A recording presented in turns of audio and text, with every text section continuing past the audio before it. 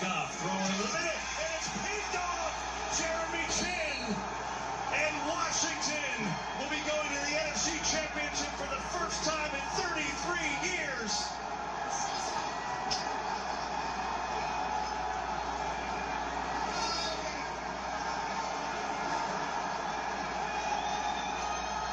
Yeah, the young quarterback's excited, seeing the defense step up and play. What was it going to take for the Commanders to come in here and get a win? All right, guys. So the Washington Commanders did something that has never been done in 33 years. Returned back to the NFC Championship game. Let's talk about it.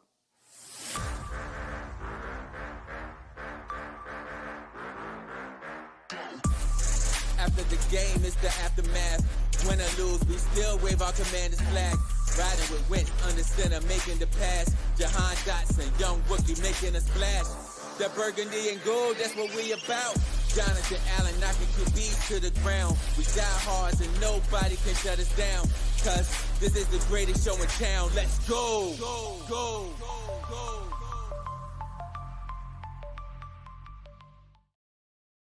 What's good, everyone? Welcome back to another Washington Commanders, the aftermath. Man, all I can say is this. Who would expect a season coming in, new ownership, new head coach, new GM, new parts of teams, a rookie quarterback? But no one never thought that the Washington Commanders would be where they are now, will be right in the mix of things right now. Yes, the Washington Commanders has returned back to the NFC Championship game for the first time in 33 years since 1991, the year that when they won the Super Bowl. The Washington Commanders went into a hostile environment last night against the Detroit Lions, who was the number one seed, who was the highest scoring offense in the league, and put on a show going blow for blow. The Detroit Lions did not have an answer for Jaden Daniels. They did not have an answer for the running game, where we racked up 188 yards, I think, 188 yards. This game had everything within it. Washington got the ball, kicked off to the Lions. Washington into the playoffs as the 6th seed, wild card. One game away from the Super Bowl. One game away from the Super Bowl. I said this a long time ago. When you're a hot team as a wild card going into the season, going from the regular season into the playoffs, and you hot, guess what? You going to win games. You going to win playoff games because nobody is prepared for you. We went into Tampa, hostile environment, shut down Baker Mayfield and that offense. Went into Detroit, shut down that offense. Yeah, they had a success with Jahmyr Gibbs, but when it came down for scoring blow for blow, they couldn't. They couldn't. Now, there was one play in the second quarter where the Washington Commanders was down. It was down 14-10. It was down 14-10, and this happened. Quick throw from the side, get it out there to McLaurin. Pitch through, Terry McLaurin, foot race, McLaurin, it's gonna win! Touchdown, Washington!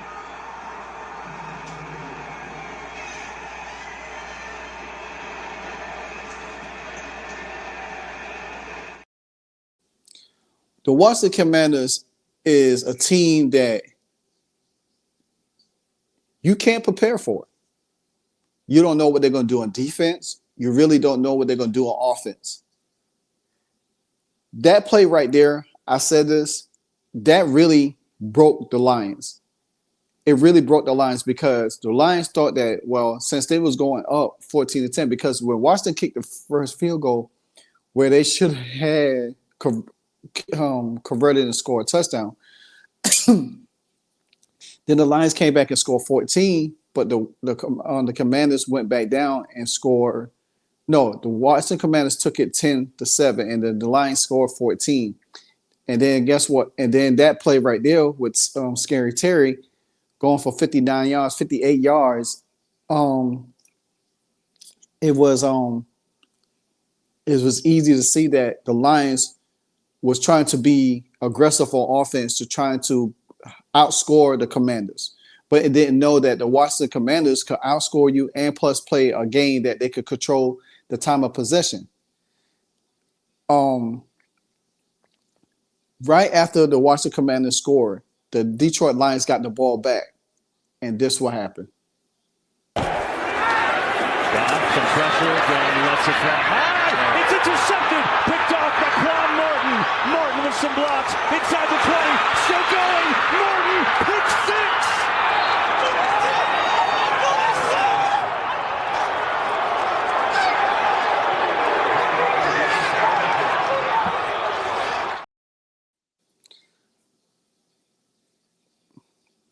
That play right there solidified everything that I needed. Was that the Washington Commanders was trying to break the spirit of the Detroit Lions, and they eventually did. They did eventually break the spirit of the Detroit Lions. Jared Goff got hit on that play. Some say it should have been a flag. Whether or not it was or not, I don't even care. But Jared Goff was out for one play. Teddy Bridgewater came in. They got a flea flicker play, end around play, and Jameson Williams took it in for a touchdown and made it 24-21 in the favor of the Commanders. But guess what? Jared Goff came back in. It was driving, and it was trying to score before half until Mikey Sandersill picked off Jared Goff in the end zone, and that killed it. Now, Washington did not score coming out the third. They did punt it. That was their only punt of the game. And from there on, the rest is history. The Commanders continue to went for it on fourth down, converted. Washington Commanders are the number one fourth down team in the league. We already see what Jaden Daniels is. He is playing so exceptional above everybody else in the league right now. And that's, and you cannot treat him as a typical rookie because he's not a typical rookie. He's a mature rookie that understands the game of football at a young age, and he's executing every play at a high level. Dan Quinn and Cliff Kingsbury are confiding in him so much to where they allow him to have total range of the offense. You see the calm nature of Jaden Daniels. You see the poise of Jaden Daniels. You understand that Jaden Daniels, when he's in the game, and I said this, you cannot leave nothing to chance on the field when you're playing the Washington Commanders, because anytime they could get open to score or whatever, because you think about it, every Commander scoring drive takes the air out of your defense. The longer they scoring drives, the more they convert on third or fourth down, the longer your defense out there. And guess what it does? It breaks your defense down.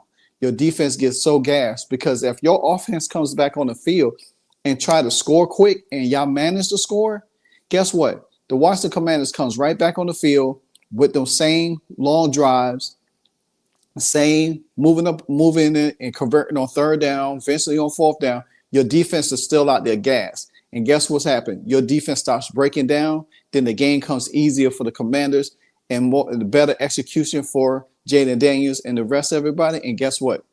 They're running through you. They're running through you.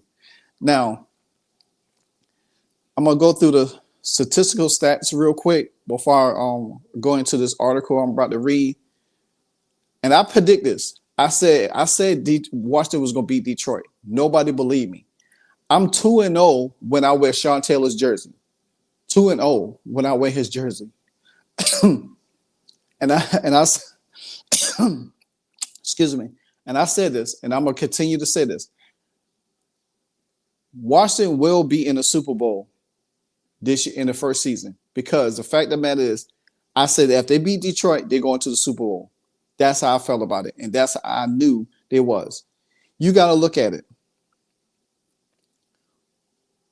Washington won 1, 2, 3, 4, 5, 6, 7. Washington's on a 7-game win streak. They won 5 straight through the regular season, going into the playoffs, beating Tampa Bay, and now beating Detroit.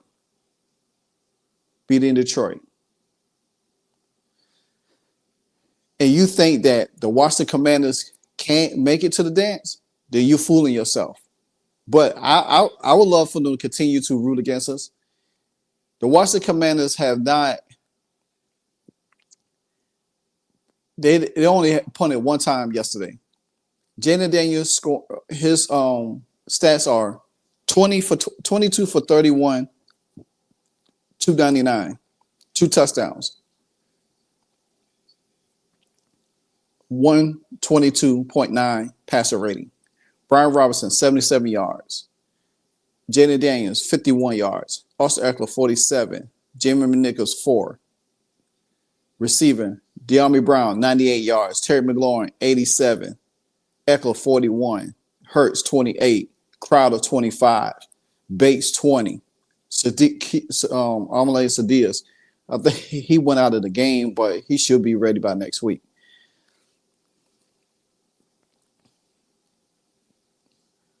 Time of possession, Washington 33, 59, 26.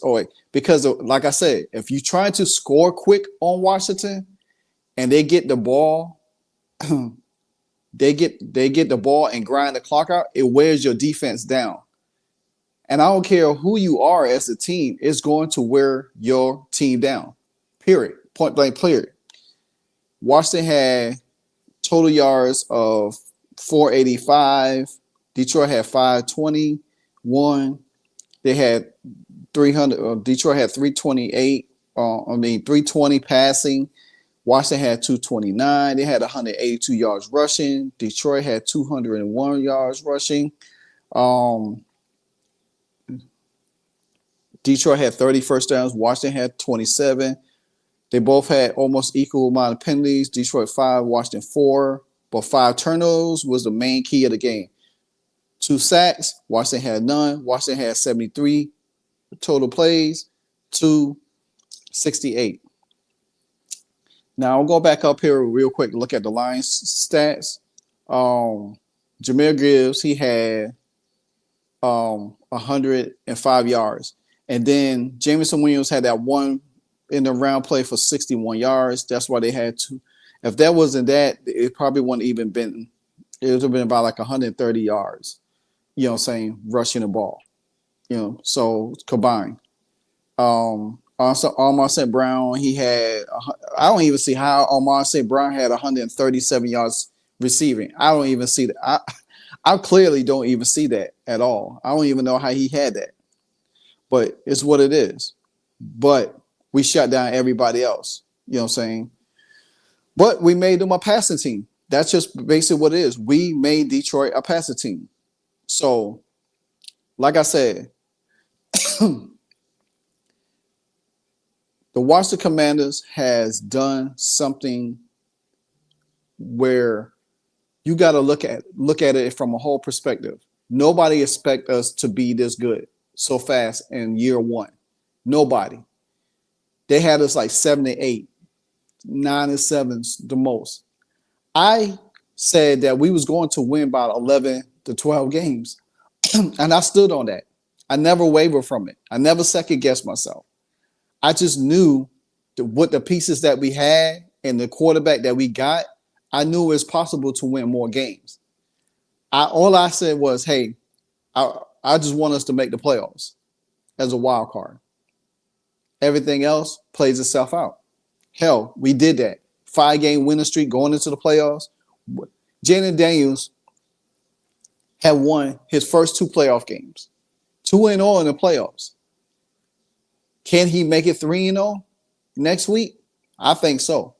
I think he can.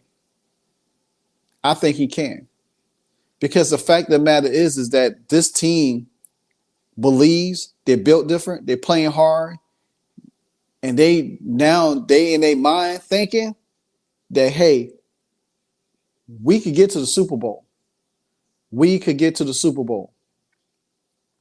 Now, on the injury front, the Commanders did lose Sam Cosmi to a knee injury yesterday, but he's having an MRI today. So Ian Rappaport reported that this morning.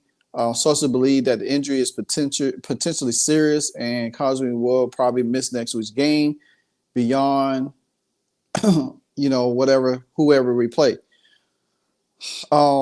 Because he felt on Brian Robinson touchdown, he got bent back and everything like that. I hope it's a knee sprain where it's not too serious. So I'm hoping from that standpoint. And then I hope that after that, then we won't have to worry about it so much. And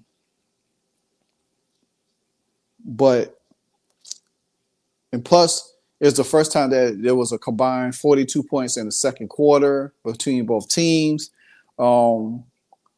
Washington took a 31-21 into the halftime after stopping Jared Goff because we went down the drive and kicked the field goal and everything like that. Despite the fact that Cosmi would miss the offense, despite Cosmi not being there, we were still able to rack up 181 yards total offense. Cosmi, who was the 23rd highest grade guard in the NFL season, according to Pro Football Focus. He started 36 games for the Commanders dating back to last year before this year began. Commanders rewarded the 25-year-old former second-round pick a 4-year, $74 million extension. Now, the thing about it is Sam Cosmi is just going to have to start staying healthy more, too. And there's something that the Washington Commanders probably is going to address in the offseason is strengthening up that offensive line a little bit more for them to have a more dynamic running game and take a little bit of pressure off of Jayden Daniels. But right now, it's working, So, just to start, we'll have to play. He played in all 7 games, and so hopefully they can find somebody because Sam Cosmi, he helps control a lot of what the Commanders want to do on offense, especially when it comes down to the running game. Now, there was one hiccup in the game where Washington got stopped on 4th down, where Marcus Mariota came into the game, and then he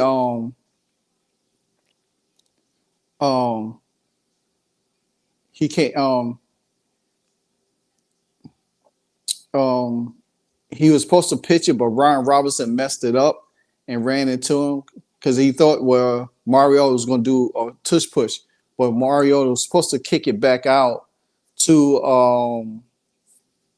Jayden Daniels to get the first down. And if they converted on the 4th down, most likely Washington would have went down and score on their first drive, but they didn't. So, and then the Lions got the ball but didn't do nothing. Then Washington went down, eventually scored 3 points, and then that's how the game was.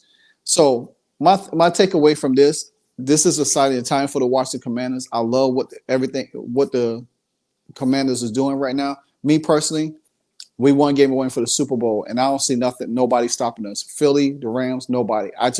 Right now, we are on a mission. Nobody believed in us, but we believe as Commander fans, we believe. And right now, I feel like at the end of the day, with Jayden Daniels, Terry, De'Ami Brown, shout out to De'Ami Brown, who's having a hell of a playoff run right now. We've seen him step up against Tampa Bay. Now we see him stepping up again. And that pass on that fade where Jayden Daniels just dropped it on the corner of the sideline where he was running across the field with 2 defenders on him, which there should have been a flag because he did got face mask. But nevertheless, he made the catch. I think if he had missed the catch, the flag would have been drawn. So nevertheless, shout out to De'Ami Brown. You coming alive at the right damn time, bro. At the right damn time. And that's what we need. So again, NFC Championship game on the road to Philly or Los Angeles, I'm picking Los Angeles to win. So, but at the Commanders, if you ain't ready to play against them now, shit, you ain't gonna never really be ready to play against them. Like, comment, subscribe, hit that notification bell anytime I drop a Commanders video for you. Until the next episode, I'm Livewire Sports, and I'm out. Ayy, so amazing. You see how they playing? Live wire, it's all about sports and entertainment. You don't wanna miss it, so official like you never seen. Keep it going till the whistle blowing from the referee. Everything from highlights and stats. You know that we gotta run it back, whether on the field or the court. You know that this is where it's at. Subscribe, no delaying. This is Live Wire, sports and entertainment. Let's go.